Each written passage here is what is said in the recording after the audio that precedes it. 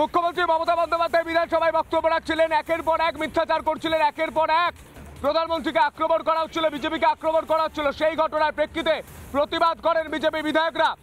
এর আগে রাজ্যের বিরোধী দলনেতা শুভেন্দু অধিকারীকে সাসপেন্ড করা হয়েছিল বিধানসভা থেকে। কেন?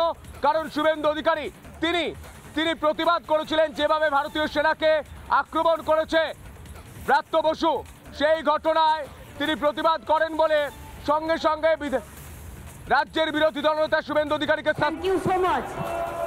আপনারাই বলে দিলেন মোদি চোর গদি চোর, এটা আপনাদের মুখ দিয়ে শোভা পায় না, উনি আপনাদের নেতা। আমরা এখনো এ কথা বলতে সাহস পাইনি। আপনারা কখন কি বলছেন আর কখন কি করছেন সেটা নিজেরাই জানেন না। আসলে আপনারা রাজনৈতিকভাবে কোনো রাজনীতি শিক্ষা পাননি। আপনারা যতটা শিক্ষা পেয়েছেন ততটা হচ্ছে আপনারা আপনাদের রাজনীতির রংটাকে গৌরকীকরণ করবার শিক্ষা পেয়েছেন।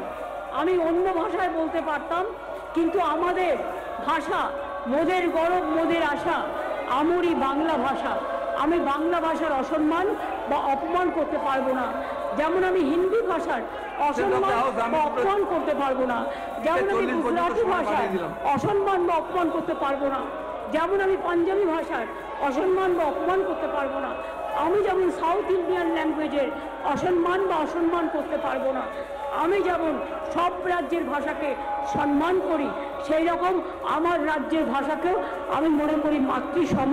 আমরা বৈচিত্র্যের মধ্যে ঐক্য, ইউনিটি ইন ডাইভার্সিটি, এটা আমাদের প্রথম কথা, এটা আমাদের শ্রেষ্ঠ কথা। আমি এখনও বলছি মাননীয় অধ্যক্ষ মহাশয়, এরা যে আচরণ আজকে করলো বাংলার বিধানসভায়, এটা একটা কলঙ্কিত দিন হয়ে থাকলো। তার কারণ আমি যখন কথা বলি তার আগে আমি কিন্তু ওদের কথা বলতে দিয়েছিলাম। আমি যদি ওদের গণতান্ত্রিক অধিকারকে রক্ষা করি তাহলে ওরা আমার গণতান্ত্রিক অধিকারকে কেড়ে নেওয়ার চেষ্টা করছে কেন? কখনো এজেন্সি লাগিয়ে, কখনো কণ্ঠরোধ করে, কখনো মিথ্যে কথা বলে, কখনো তথ্য পাচার করে, কখনো এজেন্সি লাগিয়ে।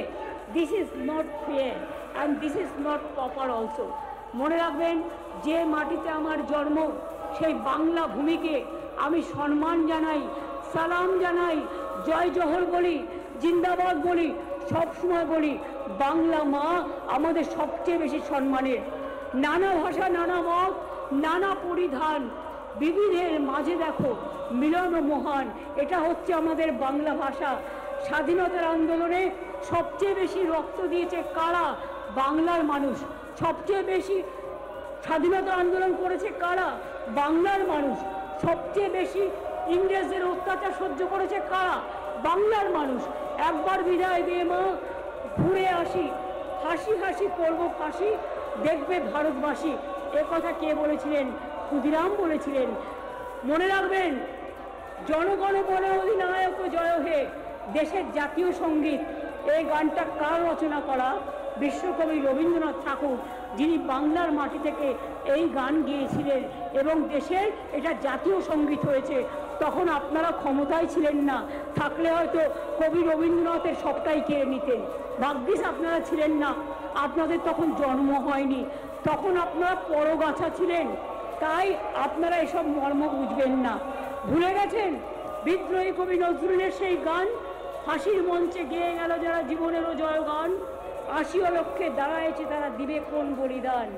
ভুলে গেছেন নানা ভাষা, নানা মত, নানা পরিধান, বিভেদের মাঝে দেখো ঐক্য মহান।